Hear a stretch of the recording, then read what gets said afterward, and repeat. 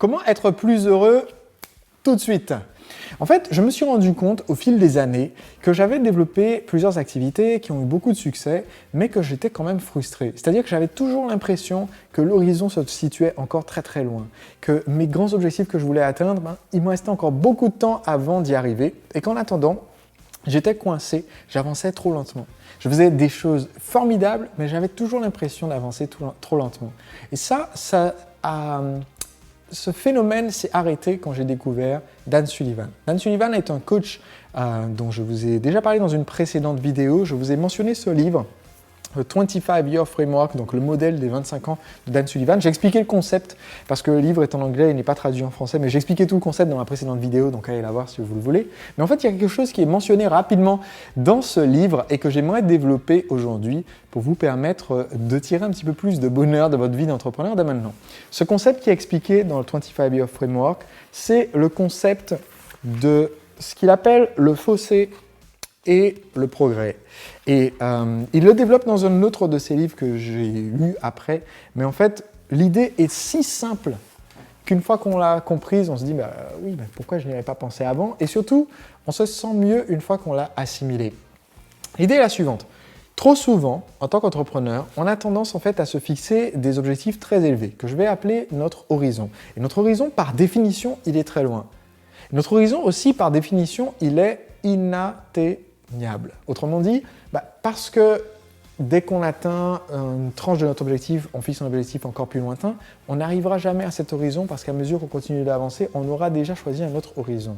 Et malheureusement, ce qui peut nous créer de la frustration, ce qui peut nous créer du malaise, ce qui peut même physiquement nous peser, c'est le fait de toujours se comparer à la personne qu'on veut être une fois arrivé à cet horizon. Toujours comparer notre réussite à la réussite qu'on veut avoir une fois qu'on aura atteint cet horizon. Alors évidemment, c'est une recette d'échec parce que si par définition, vous ne pouvez jamais atteindre l'horizon, mais que vous retirez votre sensation de bonheur et de réussite de la distance qui vous sépare de l'horizon, vous êtes vraiment mal barré. D'accord? Il n'y a pas moyen de s'en sortir. Et j'étais comme ça pendant des années et j'avais cette frustration constante, ce stress constant, jusqu'à ce que je découvre ce principe de Dan Sullivan qui disait qu'en fait, à mesure qu'on avance, si on veut avoir la motivation de continuer à avancer vers notre horizon, il faut absolument savoir où on en est aujourd'hui par rapport à notre point de départ. Et si vous vous retournez de temps en temps pour regarder d'où vous venez, d'où vous êtes parti, avant d'avoir votre projet d'entreprise, avant de pouvoir imaginer de développer votre produit, avant d'avoir vos premiers clients, quand vous étiez encore porteur de projet, encore en plein doute, ou alors si vous regardez ma vidéo aujourd'hui et que vous êtes porteur de projet en plein doute et que vous êtes en train de réfléchir à votre projet, eh bien c'est quelque chose à assimiler dès maintenant, cette notion d'observer le gain plutôt que d'observer le fossé, d'observer en fait le chemin qu'on a déjà parcouru et tous les jours de retirer cette motivation de nos accomplissements passés plutôt que de saper notre motivation en regardant la distance de notre horizon. C'est un conseil qui est tellement simple, mais qui est tellement salvateur. Si à un moment donné, vous vous sentez frustré, si vous sentez que vous avez l'impression de ne pas avancer, prenez un petit instant de gratitude pour regarder le chemin que vous avez parcouru. Et une bonne façon de le faire, je vais vous donner un outil très concret. Tous les jours, je tiens un journal. Et dans ce journal, en fait, je ne fais pas... J'ai vite réalisé que je n'arrivais pas à faire le journal comme la plupart des gens font le journal, c'est-à-dire avoir une page blanche et juste écrire ma journée. C'est l'horreur. Donc, je me suis dit, je vais me simplifier la vie et je vais mettre des questions. Je me suis mis donc 3 questions au départ et aujourd'hui j'en ai 4 ou 5, mais au début j'avais 3 questions. Et la question qui a le plus d'impact, donc c'est celle que je vais partager aujourd'hui, c'est le conseil. Si vous ne vous posez qu'une seule question dans votre journal, c'est ça. C'est qu'est-ce que j'ai vécu aujourd'hui qu'il y a 5 ans, j'aurais trouvé absolument génial.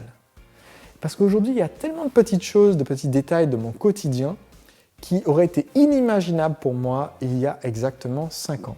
En fait, on a accompli tellement de chemin en 5 ans, tellement de choses, des énormes choses quelquefois, comme mon séminaire Entrepreneur Libre, il n'existait pas il y a 5 ans au moment où je fais cette vidéo, comme les gens que j'ai dans mon mastermind, et je ne les connaissais pas il y a 5 ans. Il y a plein de choses comme ça qui sont des grandes choses, et il y a aussi des petites choses du quotidien Je vous parle de ce livre, il y a 5 ans, je ne le connaissais pas. Le simple concept dont je parle dans ce livre, je ne le connaissais pas il y a 5 ans.